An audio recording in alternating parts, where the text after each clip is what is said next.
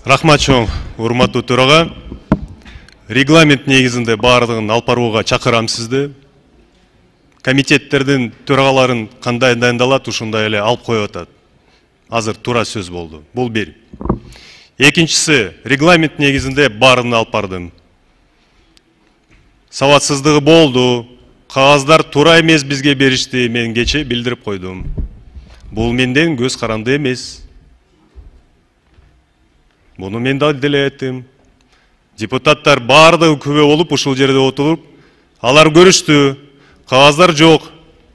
Кагаздар эмнеге беришкен жок? Мен кече күнү ушул кагаздарды көрдүм. 3 депутатыбыз ушул кагаздарды карап.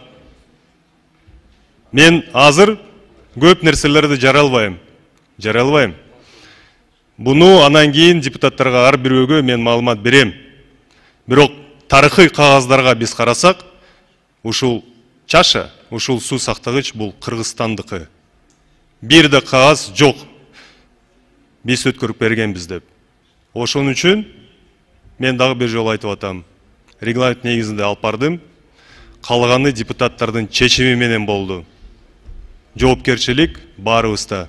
Эгер маселе ушунда чыкса, анда макулдугу берген, каршылыкты көрсөткөн депутаттар ушул чечимге кол койсун. Рахмат.